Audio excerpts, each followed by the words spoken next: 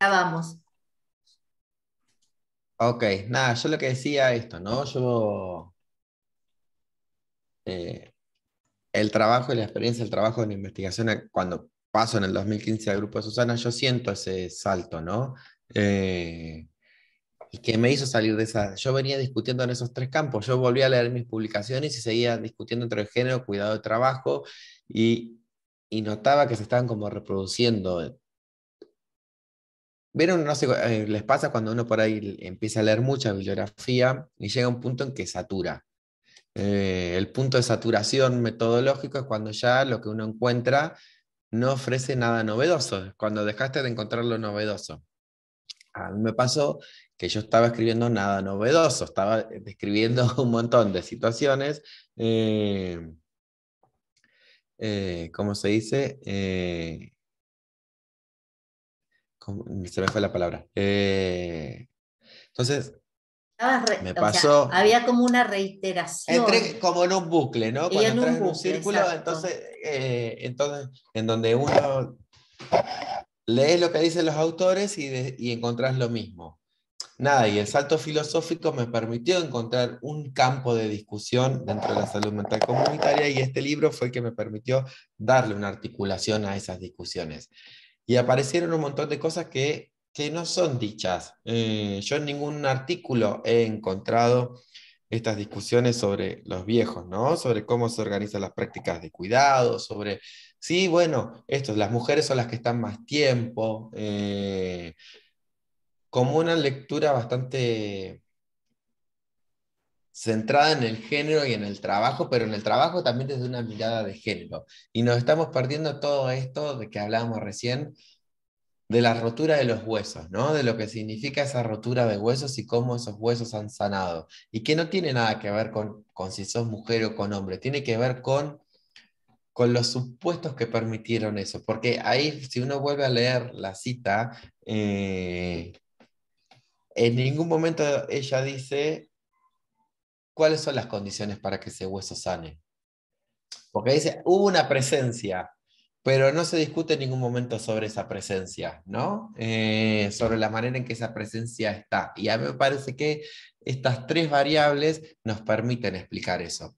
Eh, lo último que digo, ya abro, es que, y que por eso me decían cuando hice la presentación en el doctorado, que estaría bueno que esté el que escribió el libro, porque yo le hago una crítica al libro de él, porque él fue una tríada conceptual que tira, no digo, que enuncia y no la profundiza.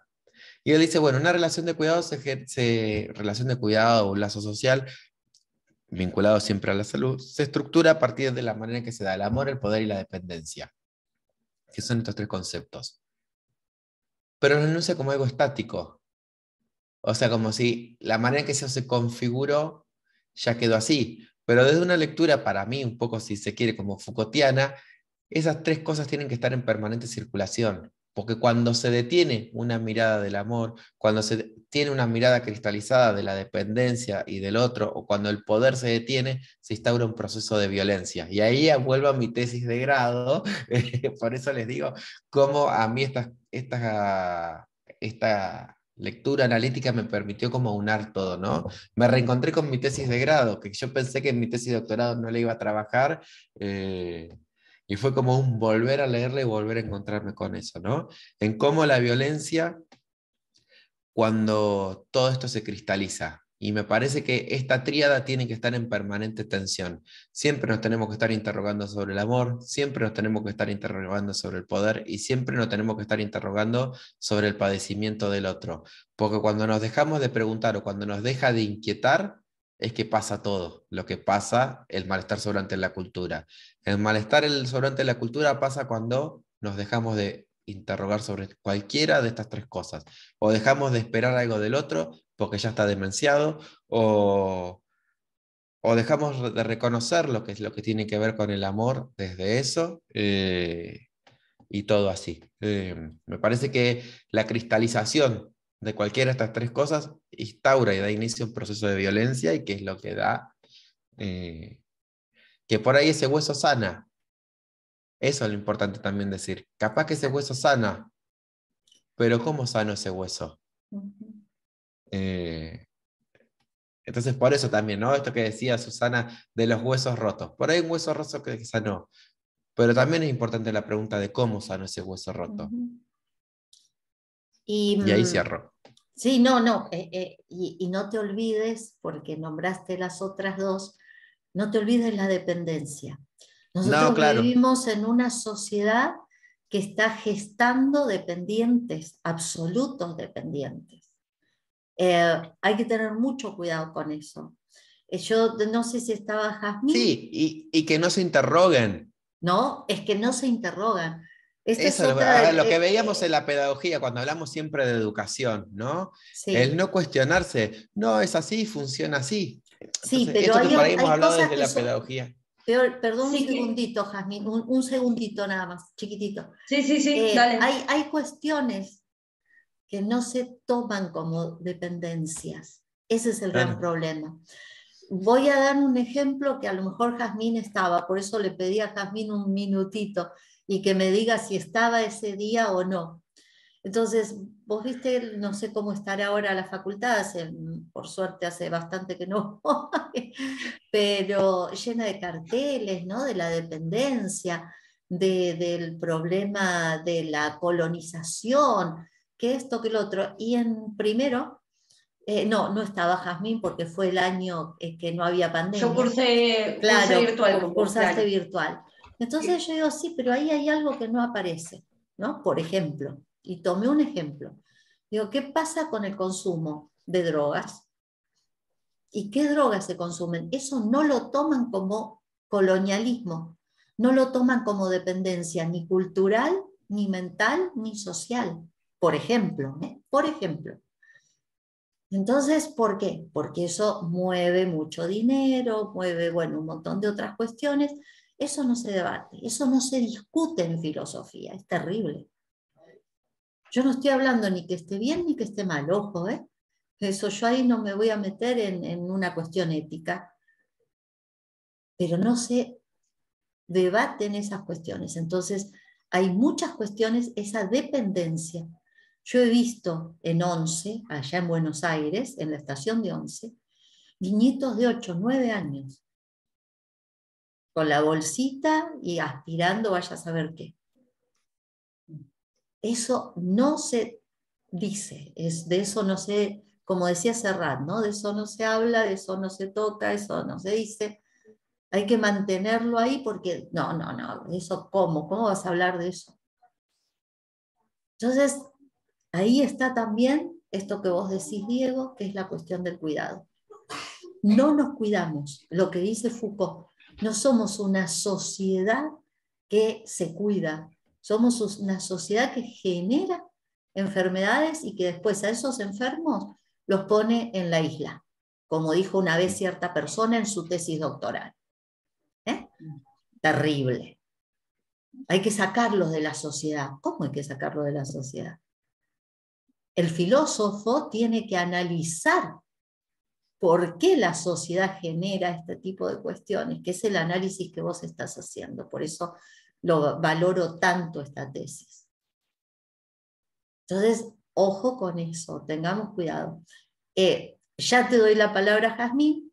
Vamos a leer lo que escribió Karina, así esto ya queda grabado, que dice Romy, que no tiene señal, que escuchó el segundo tramo y como siempre reclaro, imposible no encontrar cada detalle de la situación de mi vieja, y digo de mi vieja porque es su vieja, y acordate, Diego, las charlas que tuvimos de mi vieja, ¿no? Sí. Y No, bueno, ahora de mí como vieja, súper explicado, perdón por la autorreferencia. Otra cosa, ¿entendí mal o abriste un centro de día allá? Ojalá que sí.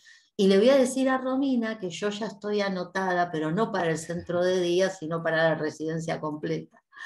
Bien, gracias por la exposición, bla, bla. Lo de el tema, claro, sobre todo para enganchar el tema de qué incluye deterioro cognitivo. Ahora sí, Jazmín, ya no interrumpo más y les doy la palabra a ustedes. Yo hablé con Eh, perdón, yo hablé con Romy cuando pasó toda la situación con su mamá, Sí, me llamó y estuvimos hablando un largo ratito. sí, sí. Así que sé de lo que le pasó. Sí, fue terrible, sí, sí. Yo también estaba con ella en Mar del Plata. Bueno, sí, Jazmín. No, muchas cosas. No voy a ser autorreferencial el caso de mi abuela porque falleció hace 3 meses y no me voy a poner a hablar de eso todavía porque pesa Está fresco. todavía. Pero algo que dije antes de que entraras esta segunda vez, Diego, que me anoté el libro de Freud, del malestar en la cultura, y que me había quedado esta parte de que los seres humanos para estar en cultura resignamos cosas, y me hizo acordar automáticamente a Verdad y Mentira en sentido extramoral de Nietzsche, que habla de las construcciones sociales para justamente no matarnos entre todos, pero menciona también la debilidad o fragilidad humana. Y esto es algo mío que voy a decir ahora. Como que no sé por qué vemos más esa debilidad o fragilidad humana en niñez y en adultos mayores. Como que, viste que relacioné automáticamente también el tema de los adultos con el tema de la educación, que es algo que estoy viendo mucho ahora principalmente, y esta cosa de los medicamentos que decís también, porque en los niños ocurre lo mismo. Antes se Sí, castigaba de forma como castigo ahora son físico, y hoy el hiperactivos, tienen castigo trastorno es del a través de aprendizaje. medicamentos, porque o son hiperkinéticos o por falta de atención o cualquiera de esas cosas, y en realidad nadie hace un estudio completo, porque todo el chico es hiperkinético. A ver, son niños justamente por eso, entonces me parece que hay poco estudio en ambos casos de si realmente es necesario depender de un medicamento o si de verdad es absurdo. Eso por un lado, y por el otro me hiciste acordar con esto de la capacidad jurídica del Código Civil. Tengo una amiga que es abogada y que se está especializando justamente en estos temas, y lo había notado justo antes de que lo digas, porque lo venía hablando con ella cuando me contó lo que estaba viendo en el seminario, esto de la pérdida de autonomía, pero en qué campo, o sea, como que ahora el Código Civil plantea tipo porcentaje, por llamarlo así, Claro, hay como, una fragmentación de la autonomía, por pensarlo de alguna claro, manera. que creo que aparte de eso, y esto es una opinión personal, por ahí también nos falta mucha educación a las personas que acompañamos, fuera de las enfermeras y de los psicólogos y los psiquiatras. Hace falta mucha educación a las familias, a las personas que están ahí con esa persona, eh, nada, llevando a cabo, pero eso es un tema, nada. ¿Te puedo responder eso? Sí, claro, Mira, el acompañamiento a las personas mayores es algo nuevo, porque las claro. personas hasta hace 40 años vivían entre mayoritariamente 60 y 65 años. Por eso la jubilación está pensada para ese momento de la vida. No es casual que la jubilación está puesta a los 65 años para los hombres, porque se morían a los 68, a los 70, le quedaban 3 años para disfrutar de la jubilación. Con los avances de la ciencia y del campo de la medicina y la prolongación de la vida, vos tenés, por ejemplo, yo tengo casos de personas que vienen a mi espacio que tienen más tiempo de jubilada que de tiempo activo. Entonces, eso empieza a ser un problema. Estoy jubilada hace 40, tengo una mujer de 95 años que viene, completamente autónoma y todo eso. Tiene más de jubilada en su vida que de haber trabajado. Y lo que pasa es que no hay un modelo de acompañamiento. La cultura nunca hizo lugar para esta población porque nunca existió esta población para la cultura. Son nuevos Ojo que no lo sujetos. digo, No, perdón, ojo no, que no lo, lo digo como crítica, no, sino que no, lo, no. lo digo como crítica constructiva a pensar que a futuro o en algún momento va a tener que haber, así como hay enseñanzas tipo en Alcohólicos Anónimos para las familiares de víctimas, Sí, no es horrible llamarlo víctimas, pero sí, lo mismo debería pasar en algún sí, momento. te lo Es estoy algo como diciendo en ese que, sentido. sí, Es un nuevo sujeto que aparece en el escenario Presten mundial. atención, esto. Dale, repetí eso, No Diego. No existían las. existían, no ¿Se entiende? existíamos. Que personas vivieran desde los 70 a los 90 y pico de años es un fenómeno inédito en la historia de la humanidad. En cuanto a porcentajes hablo, porque siempre hubo el caso de alguno que haya llegado a los 90 y pico de años, pero era algo muy atípico, era algo muy atípico. Entonces, no había modelos culturales para atender a esta población, porque no existían. Entonces, esto empezó a pasar en los últimos 40, 50 años, 60, si quieren ser como bondadosos, con todas las vacunas, con todos los tratamientos y demás que permitieron la prolongación de la vida, pero no estuvo acompañado esa prolongación de la vida por un pensamiento social, cultural y filosófico para esas personas. Entonces se encontraron personas habitando un mundo que no fue pensado para ellos. Y eso es todos los bolonquis que se generan en la cultura. Familiares que no saben cómo acompañarlos, que no tienen el saber de cómo acompañarlos, pero no es de maldad o de crueldad, eso que estamos diciendo, sino que es un sujeto nuevo que aparece. Y este sujeto nuevo que aparece, bueno, y ahí es que empiezan a aparecer la diversidad de servicios, los centros de día, los cuidadores, los acompañantes terapéuticos. Son todas cosas nuevas que empiezan a aparecer. Las investigaciones, mi tesis forma parte de ese campo, pero no se investigaba sobre eso. No había interés por la investigación sociocultural de las personas mayores. Porque lo único que se investigaba así durante mucho tiempo fueron lo clínico. Pero después los viejos es muy común que entren en cuestiones depresivas porque ¿y qué hago yo vivo? Es la pregunta de los viejos, ¿para qué quiero estar vivo si no tengo nada para hacer? La cultura no me ofrece un lugar, estoy como en un no lugar, como dice Roger, creo que es entonces, bueno, No, y es una pregunta filosófica que tienen los viejos en este momento de la vida y es súper angustiante para ellos. La respuesta que le dio la sociedad a esa pregunta fue la polifarmacia. Está deprimido, está hiperactivo, está con delirios, está con... Si la cultura no ofrece un lugar para permanecer, el sujeto queda excluido de todo eso y empiezan a aparecer un montón de problemas. no, y el hecho de, hablabas en un momento, bueno, ahora no lo voy a encontrar. Y después Karina, sí. Sí, esto como la reciprocidad generacional, que Sí, pasa esto de nuevo, lo mismo en niños y adultos, que por creerlos más frágiles, creemos que podemos tomar el control de sus vidas. claro. Cuando en realidad, lejos de eso, ¿no? Como la sociedad de control normal que pasa en la cultura nos hace creer que podemos, los más jóvenes, tomar el control de los más chicos y de los más adultos.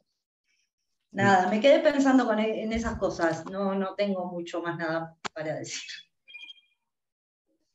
Eh, bueno, yo primero recontra agradecer, me dio para anotar muchas cosas, la verdad. Una de las cosas que dejé remarcada y que me parece súper interesante seguir volviendo a esto es lo de la sociedad que genera dependientes, ¿no? Creo que en todos los niveles educativos se construyen básicamente trabajadores dependientes, ¿no?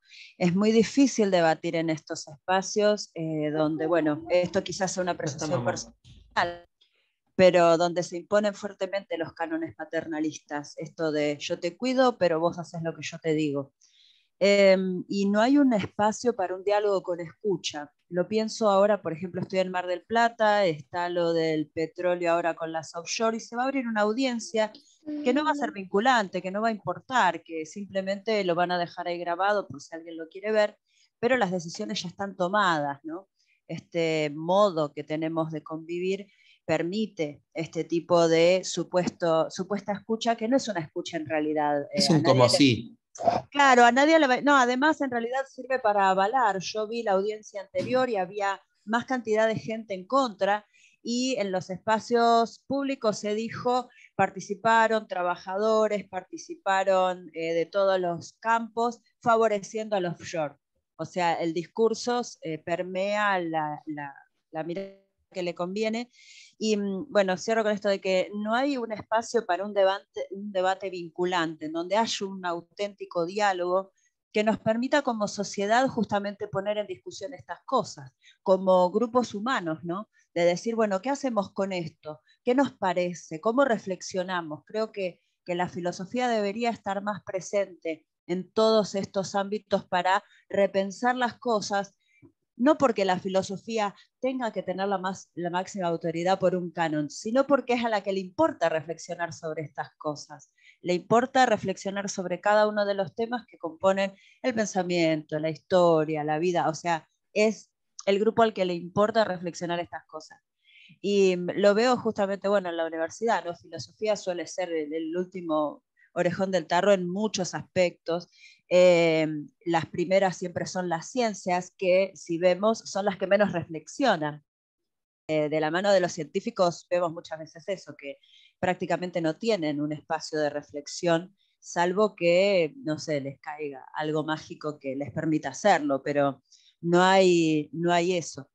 Bueno, eso como me pareció muy interesante poder repensarnos con esto de lo que resignamos cosas, ¿no? Y la vieja semblanza del contrato social, ¿no? Que dejamos cosas para que nos cuiden y al final no nos cuidan. Les cuesta las ciencias. Ay, perdón. Sí, y la tesis de Federico Mana trabaja el como sí, muchísimo el como sí. Pero es esto que vos decís, es algo que no se le presta demasiada atención y nos olvidamos a veces que la filosofía no viene a dar una respuesta, sino a generar, como bien pide Karina, ese espacio de diálogo y de reflexión, de debate, de discusión. Y nos estamos olvidando de eso. Y muchos pseudofilósofos vienen a darnos respuestas. Y lo digo pseudofilósofo con toda la manía que se pueda incorporar en esa terminología, ¿no? Porque no dan un espacio de debate, sino de respuesta que es la de ellos. Punto. Perdón, Diego, que me metí. No, está bien. Estoy con Dana Upa, así que... No, ¿sabés cuando vi lo de que le costaba un poco más a la ciencia, esto que dice Karina? Cursamos filo de la ciencia con chicos que venían de otras carreras más de ciencia. No sé bien de qué carreras, no voy a dar nombre de carreras porque no, pero les costaba el hecho de entender que no hay conocimiento en sentido duro. Como ellos ya parten de algunas premisas que ellos consideran que son así de toda la vida, les costaba mucho entender el concepto de que no hay conocimiento en sentido duro, ¿no? Y ahí Sí. me di cuenta, claro, nosotros entrábamos los de filosofía en debate, No. de por qué y demás, y su pregunta era, pero sí hay conocimiento duro, No. si esto, No. Entonces, No lo era hay. interesante. Claro, No lo hay. No lo hay en Y la ellos ciencia. El problema es que les ellos costaba mucho comprender. es que no estudian epistemología, Claro. no estudian nociología, se piensan que esas son verdades eternas. No tienen la más pálida idea de lo que es la historia interna de la ciencia y que no hay una verdad absoluta, como no la hay en filosofía, como no la hay en religión, como no la hay en el arte. Porque cuando yo preguntaba a los estudiantes dónde hay más verdad, me decían en la ciencia tiene verdades. No tiene verdades. La ciencia tiene mentiras que necesita que sean verdades porque si no, no nos tomamos el paracetamol para el dolor de cabeza. Es que es Pero una el construcción. paracetamol dura hasta mañana y pasado sale otra cosa que ya tira por la borda el paracetamol. Por eso, perdón, Karina, ya te dejo porque sí. Por eso hablaba de la medicación que altera, del problema del diagnóstico. Y eso no se lo analiza. Sí, Karina, perdón, y que No, siga Diego. comentaba, sí, dale, comentaba que es una construcción, porque a mí a veces me daba curiosidad ver de dónde salían algunas certezas con las que venían los de ciencia, y siempre dije en algún momento ir a estudiar alguna carrera científica, al menos la introducción. Hice la introducción a física, que es la más dura de ciencias, y parten de una premisa que además está como pregunta que hay que responder de manera asertiva, diciendo que la ciencia construye en base a una realidad de los hechos. Si vos no respondés eso, tu respuesta está mal. Podés responder otras cosas y pasar ese examen, que es de los primeros que están en introducción, pero no podés debatir eso. Es un discurso grabado que en el inicio, ¿no? En esa parte introductoria donde haces el ingreso, ni siquiera estás dando una materia, ni siquiera estás en introducción a física, en el inicio, en el ingreso, ya tenés que empezar a construir ese discurso de la ciencia de manual, ¿sí? Un discurso de manual del que no podés salir porque no aprobás si no respondés asertivamente de ese modo. Entonces, es bastante claro que si vos desde el principio te dicen tenés que hacer las cosas así y si no, no pasás ni el inicio, ¿y qué vas a decir, no? No podrías llegar ni a la primera materia de física si no das ese discurso Sí. de ese modo. Julio, y después Daniel y Diego, que seguro que va a responder. En psicología, y lo tengo a Diego ahí, en introducción a la psicología, una de las primeras cosas que les dicen es que para ser buen psicólogo lo que hay que hacer es ponerse en el lugar del otro. Nada más estúpido, nada más idiota, nada más imposible que ponerse en el lugar del otro. Yo no me puedo, como he hecho tantas veces, mostrado en una clase prácticamente, yo no me puedo poner en el lugar de nadie, puedo escuchar, comprender, analizar, pero no ponerme en el lugar del otro porque yo no soy ese otro. Mi vida no es la de ese otro. Mis vivencias no son las de ese otro. Y eso es moneda corriente. Eso lo escuchamos en la mayoría, eso y el sentido común lo escuchamos en la mayoría de los discursos. Sí, porque se Es ponen en el lugar del otro. vergonzoso. Sí. Sí. No, pero yo me puse en tu lugar y yo hubiera hecho esto. Entonces, Sí. se hace eso. Es vivir la vida de otro, uno, Claro, no. como si Julio, fuera sí, posible descentrarse así. exacto, sí. Me parece igualmente que Daniel había levantado la mano antes, si no le quisiera estar robando el lugar, ¿no? ¿No? Bueno. Estoy acá observando cada Bien, perfecto. cuadradito, así que estaba Perfecto. Por 3 Julio y milésimas de después segundo por fuiste vos, 3 Julio. milésimas de segundo fue Bueno, Julio y después Daniel. bueno, perfecto. No, yo me quedaba pensando un poco porque si lo llevamos a la actualidad, hay un montón de cosas que las podemos problematizar, pero tratando de llevarlo un poco a hacer algún aporte medieval. No entendí muy bien qué estabas necesitando, vi que algo dijiste acerca del amor, ¿no? Y bueno, tratar de sumar alguna cosa desde ese lado y tal vez desde ahí problematizar también el presente. ¿En qué sentido?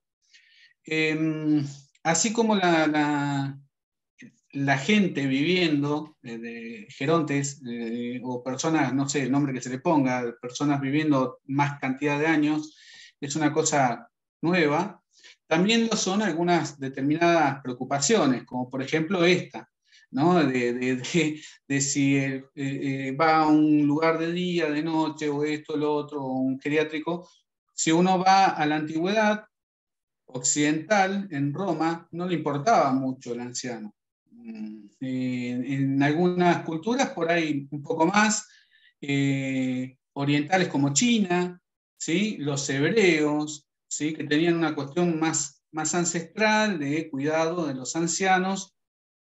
Entonces, en ese sentido, ver qué podríamos llegar de aportar en ese punto. Hay una corriente histórica, que es la corriente de los annals, ¿sí? de annals, de historiográfica, digámosle, no de historia, historiográfica, Sí. que se basan en el estudio de las mentalidades. Y en este estudio de las mentalidades, bueno, Mark Bloch por ahí utiliza más la cuestión de los reyes traumaturgos, ¿no? Pero no viene mucho al caso, pero sí como para poder ver cómo la cosmovisión es influenciada desde el sistema de poder y cómo la sociedad, digámosle, asimila estas cuestiones que bajan de cosmovisión y las hacen el diario vivir de los campesinos o de la ciudad de a pie, o el ciudadano de a pie, como se le dice hoy, ¿no? Como si voláramos, lo de otro volar. El asunto es que en esto de las mentalidades, sí lo que va cambiando son paradigmas y el pensar que hoy esto puede ser justo o injusto, en otro tiempo eso era totalmente distinto. Entonces, ver como una injusticia el hecho de un anciano o de una anciana en determinado lugar que puede ser de cuidado, muchísimo mejor de cuidado que en la propia casa o así sucesivamente. Tengo un montón de casos que podría llegar a contar de personas que cuando llegan a una determinada edad ya no comen, no toman los medicamentos, pueden correr riesgo de que prenden el gas y la dejan prendida, o cosas así, que en cierto sentido no es un abandono, sino que es un cuidado que haya alguien. Y como no se le puede pagar a alguien para que esté las 24 horas en el lugar que sepa acerca de cómo cuidarla, hay lugares donde se especializan en esto. Pero esto es algo de ahora. Esto es impensado en algunos lugares, como ya digo, Roma, Grecia, ese tipo de lugares era impensado. Y en el medioevo era un poco más corta también la cuestión de cuántos años vivía el ser humano, ¿no? Y los cuidados en esto. Ahora, tal vez con el tema del amor, ¿sí? Y con esto de la cosmovisión, de esto de las mentalidades, sí, lo que podemos decir es que algo que el medioevo tuvo, ¿sí? Por influencia del cristianismo, también de algunos grupos como los musulmanes o los judíos, ¿sí? El principio del amor como cuidado de comunidad, la comunidad cuidándose en amor. Y entonces ahí la cosmovisión cambia un poco, ya no tanto en la guerra o no tanto en lo que podía ser en la polis, etcétera, etcétera, sino como una relación de comunidad. Se dan los primeros orfanatos, los primeros hospitales, hospicios o algo por el estilo, y hay una, digámosle primeros, no en que sea primero, pero se me ocurre históricamente, por ejemplo, los del desierto que se fueron a hacer esta especie de monasterios, donde empiezan estas cuestiones de empezar a asistir al enfermo, de que le empezaban a dar recursos y empezaban... Bueno, pero esta gente que iba al desierto era de carácter religioso y su traslado de amor hacia el prójimo era lo que hacía que en determinadas circunstancias empezara a haber un cuidado, ¿no? Claro. Entonces, en ese sentido, un pasaje que se me ocurre que es muy importante es 1 Corintios 13, ¿sí? Que viene del contexto del 12, habría que hacer un contexto todo general del libro, pero 1 Corintios 13 que da una definición de lo que es el amor, y la palabra que usa ahí griega es ágape, ¿no? Claro. Y ahí en ese sentido es uno de los poemas más conocidos del Nuevo Testamento, por decirlo de alguna forma, ¿no? Ahí es donde dice, por ejemplo, y la palabra, ya digo, es ágape, pero dice, está hablando de cuántas cosas podría tener, que podría tener una fe muy grande, pero si no tiene amor nada es, y que podría hacer mil cosas, y que si milagros, y si no tiene amor nada es. Y entonces dice, el amor es sufrido, es benigno, el amor no tiene envidia, el amor no es jactancioso, no se envanece, no hace nada indebido, no busca lo suyo, no se irrita, no guarda rencor, no se goza de la injusticia, mas se goza de la verdad, todo lo sufre, todo lo cree, todo lo espera, todo lo soporta, el amor nunca deja de ser. Y entonces habla de cuestiones más espirituales de la iglesia, ¿no? Como decir, las profecías se acabará la ciencia, todo, pero el amor siempre permanecerá. Y si recordamos, básicamente, los principios del cristianismo es el amor a Dios y el amor al prójimo, por sobre todas las cosas, ¿no? Como los dos mandatos. Entonces ahí eso sí empapa la cultura medieval, y de ahí sí hay un cuidado, pero un cuidado no solamente hacia el familiar, sino también social. Digo por si pudiera llegar a servirte en algún punto algo de todo esto en lo que vos estás trabajando, ¿no?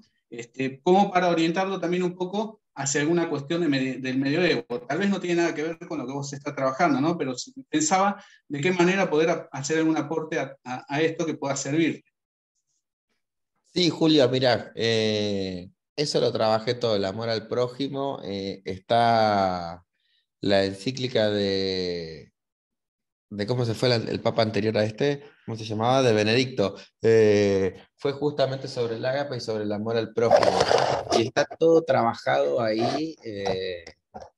Bueno, yo no soy cristiano, ¿no? Pero estás atravesado por toda esa cultura, por más que uno no sea religioso y demás, y te encontrás con todos los discursos que uno escucha cotidianamente, en las encrucijadas y tensiones que se encuentran en los familiares, ¿no?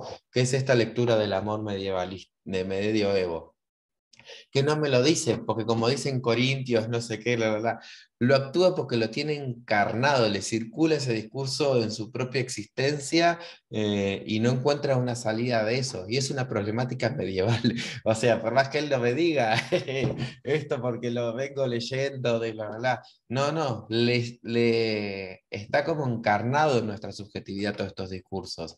La cuestión del ágape, yo antes de, ¿cómo se dice? Hablé con Carolina, que lástima que no pudo estar hoy, pero bueno, con las amas del desierto, ¿no? De cómo estas mujeres, para mí era completamente desconocida la historia de estas mujeres, que huyendo de los destinos que le daba la cultura, se fueron con un proyecto de libertad al desierto, se va a cortar en un cachito. Encontraron en el cuidado un proyecto de libertad, de autonomía, de atender a cuidar al otro, que lejos de parecer como una encerrona, es estar vagando en el desierto con un ascetismo, con un discurso, y en el cuidado y en el vínculo con el otro encontraron un proyecto de libertad.